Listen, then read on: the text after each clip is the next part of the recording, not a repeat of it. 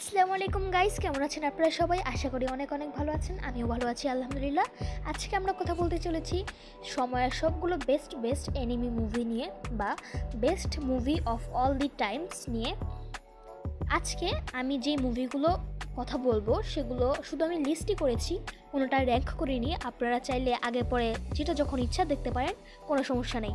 সুতরাং চেয়ারে বসে পড়ুন, সিট বেল্ট বেঁধে ফেলুন, কারণ এই এনিমি মুভি আপনার মাথা ঘুরাতে চলেছে। Let's jump to the video.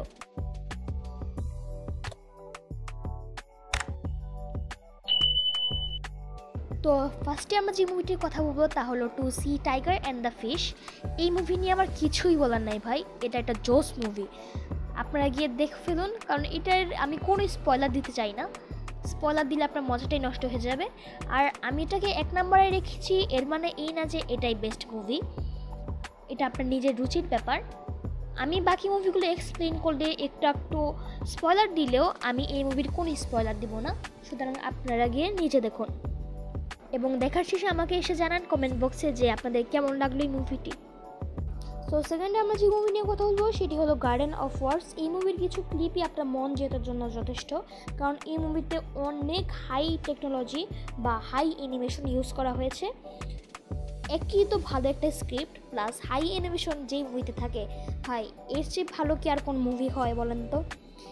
এর জন্যই হয়তো এই মুভিটা অনেক জনপ্রিয় হয়েছিল এর সময়। এই মুভিতে একটা ছেলে থাকে যার বয়স অনেক কম থাকে। সে জুতা ডিজাইন করতে পছন্দ করে, কিন্তু তার আর্থিক অবস্থা ভালো না থাকায় সে এগুলো আর কি করতে পারে না। বেশি দিন সে স্কুলে না যেয়ে একটা গার্ডেনে যায়।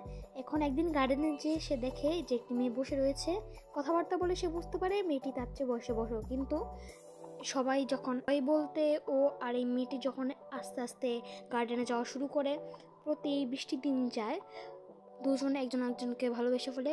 কিন্তু মেয়েটা ছেলেটিকে বলে না যে আমি তোমাকে ভালোবেসে ফেলেছি, কিন্তু ছেলেটা মেয়েটাকে অনেক ভালোবাসে। এখানে শুধু আমরা এজ ডিফারেন্স দিতে পারি। আর এখানে আমাদের বোঝানো হয়েছে ভালোবাসা কখনো বয়স মানে না। আমার কাছে মুভিটা অনেক ভালো লেগেছে, বলতে পারেন এটা বাংলার লাইলা মামুন। দ্বিতীয় যে মুভিটি আমরা দেখতে যাচ্ছি সেটি হলো I want to it your pancreas. এটা হয়তো সবাই দেখে ফেলেছে আগেই। এই মুভিটি অনেক জনপ্রিয়। আর এর এন্ডিং সম্পর্কে কী বলবো, এই এন্ডিং সম্পর্কে বলতে গেলেই আমার কান্না উঠে পড়ে। তাহলে এখন যদি কান্না করে দিই ভিডিও নষ্ট হয়ে যাবে। সুতরাং এই সম্পর্কে আমি নাই বলি। যতটুকু বললাম সেটাতে হয়তো বুঝতে পেরেছেন লাস্টে কী হয়।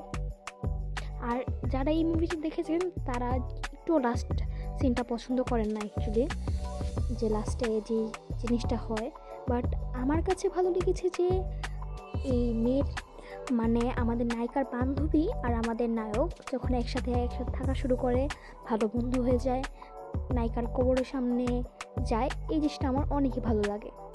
চতুর্থ হলো গ্রেভ অফ দি ফায়ারফ্লাইস। এই মুভিটাও হয়তো অনেকে দেখেছেন, যারা দেখেনি তাদের জন্য একটা বেস্ট অপশন। আমি চ্যালেঞ্জ করে বলতে পারি এটাতে আপনার কোনোই টাইম ওয়েস্ট হবে না। এই মুভিটার মোরাল হলো এটা জাপানের যুদ্ধের এক সময়ের একটা ঘটনা আর কি। অনেকে বলে এটা নাকি একটা সত্য ঘটনা। অ্যাকচুয়ালি এখানে আমরা দুটি ছেলেমেয়েকে দেখতে পাই যাদের মা বাবা দুজনেই মারা গিয়েছেন। তারা এই যুদ্ধের মধ্যে না কীভাবে বাঁচে তাই আমাদের দেখানো হয়েছে। মুভির লাস্ট পর্যায়ে মেয়েটাও ডায়রিয়া দেন অ্যালার্জির কারণে মারা যায়। তার ভাই তার মরার পর কি করে এটাই আমরা দেখি এই মুভিতে। এই মুভি বলে এক্সপ্লেন করা সম্ভব না।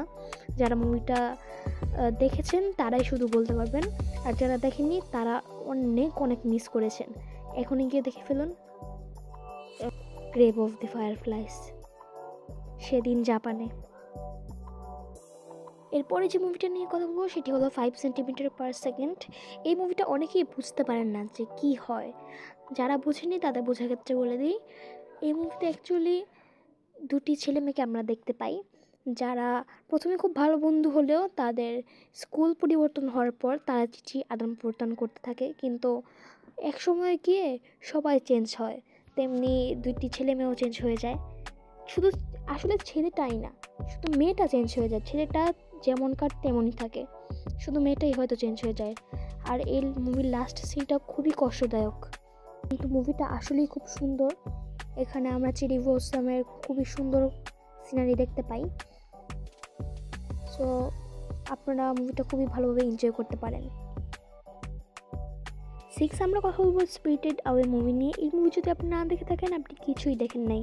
এই মুভিতে আমরা একটা মেয়েকে দেখতে পাই যে যার বাবা মার সাথে বাসা চেঞ্জ করতেছিল, কিন্তু তার বাবা মা এক জায়গায় একদিন গাড়ি থামায় এবং গাড়ি থেকে নেমে তারা একটি এমন জায়গায় পৌঁছে যায় যা তাদের নর্মাল দুনিয়া থেকে অনেকটাই আলাদা। তার বাবা মা শুকর হয়ে যায়। মেয়েটা কীভাবে তার বাবা মাকে আবার মানুষে রূপান্তর করে এবং নর্মাল দুনিয়াতে ফিরে যায় এবং সে কীভাবে যায় তা এই মুভিতে আমরা দেখতে পারি। আর এই মুভিতে অনেক ফ্যান্টাসি আমরা দেখতে পাই, সুতরাং মুভিটাকে মিস করবেন না, এখনই গিয়ে দেখে ফেলুন স্পিরিটেড অ্যাওয়ে। 7 silent voice. এই মুভিটা অনেক সুন্দর। একটা বোমা মেয়ে কীভাবে সবার প্রিয় হয়ে ওঠে এবং একটা ছেলে তাকে কীভাবে ভালোবেসে ফেলে, যে কিনা তার আগে বুলি ছিল, সে কীভাবে তাকে এতটা ভালোবেসে ফেলে যে এই মেয়ের জন্য সে জান দিতে প্রস্তুত হয়ে যায় এবং মেয়ের জন্য ছাদ থেকে লাফ দেয়। এই সবগুলো ছোটো ছোটো ক্লিপস আমি শুধু তো বললাম, আপনারা যখন মুভিটা দেখবেন তখন আরও জোশ লাগে। সুতরাং দেরি না করে দেখে ফেলুন সাইলেন্ট ভয়েস।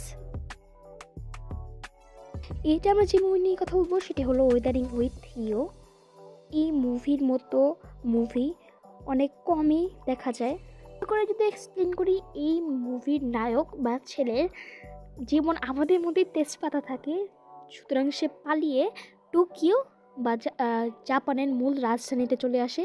সেখানে সে একটি মেয়ের সাথে দেখা করে যার কাছে বৃষ্টি ধরে রাখার ক্ষমতা বা ওয়েদার কন্ট্রোল করার ক্ষমতা থাকে।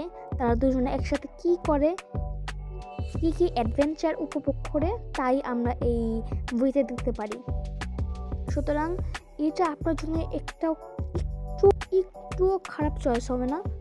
যদি এখন দেখতে বলি আপনি এখনই গিয়ে এই মুভিটা দেখুন ফার্স্টে। নাম্বার 9 আমরা কথা বলবো ইউর নেম। এই মুভিটি নিয়ে। এই মুভি ভাই এতটা সুন্দর তা আপনি না দেখলে বুঝতেই পারবেন না। এখানে আমার মনে হয় আমরা একটু টাইম ট্রাভেল দেখতে পাই, তাই না? যদি হ্যাঁ হয় কমেন্টে জানাবেন। আর এই মুভির IMDb rating maybe 7 point something, তাই তো বুঝতেই পারছেন কতটা ভালো এই মুভিটা হতে পারে। তার অ্যানিমেশন, তার স্ক্রিপ্ট, হাই জোস। এখানে একটি মেয়ে গ্রামে থাকে, সে প্রার্থনা করে যে আমি পরের জন্মে টোকিও কোনো শহরে জন্মাতে যাই। পরের দিনে সে ঘুম থেকে উঠে দেখে সে একটি ছেলের শরীরে আছে। সেই ছেলের শরীর দিয়ে কী করে তাই আমরা এখানে দেখতে পাই।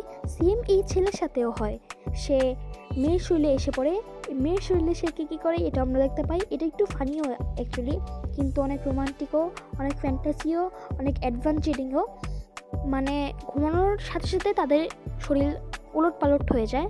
সবচেয়ে মজার বিষয় হলো যখন তারা একে অপরের সাথে দেখা করার চেষ্টা করে, চেষ্টা বলতে তারা মানে শরীর অদল বদল করা যখন অফ করে দেয়, তারা সিদ্ধান্ত নেয় তারা একে অপরের সাথে দেখা করবে। তখন তাদের সাথে কী হয় সেটাই আমরা এই মুভিতে দেখতে পারি। এই মুভিটি এখন না দেখলে আপনি পুরোই মিস করবেন। সুতরাং এখনই দেখে ফেলুন ইউর নেম। এই নিয়ে আমরা কথা বলবো সুজুমি নো তোজিমারো এই মুভিটা নিয়ে, যা সংক্ষিপ্তে সুজুমি নামেও পরিচিত। ম্যাজিক আমারও পছন্দ, আপনারও পছন্দ। এই কথাই মাথা রেখে হয়তো ডাইরেক্টর বা স্ক্রিপ্ট রাইটার স্ক্রিপ্টটা রেখেছে। এখানে একটা ম্যাজিক্যাল ডোর থাকে ভাই, এত ম্যাজিক্যাল এত সুন্দর, এটা আপনি না দেখলে বুঝতেই পারবেন না। এই ম্যাজিক্যাল ডোর ওপেন ক্লোজ করার জন্য এখানে একজন জাদুকরও থাকে, যা আমার মন কেড়ে নিয়েছে, আপনারটাও কাড়বে। মন দেওয়ার জন্য প্রস্তুত হয়ে দেখে ফেলুন সুজুমি নো তোজিমারো এই মুভিটি। এটি বেশ কয়েকটা ডাবেই, যেমন হিন্দি, ইংলিশ, জাপানি সব ডাবেই এটা পাওয়া যায়, আপনারা সহজেই দেখতে পারবেন। আর যদি কোনো মুভি আমি বাদ দিয়ে থাকি সেটা কমেন্ট বক্সে জানাবেন আর ক্ষমার চোখে দেখবেন। আজকের জন্য এতটুকুই, টাটা।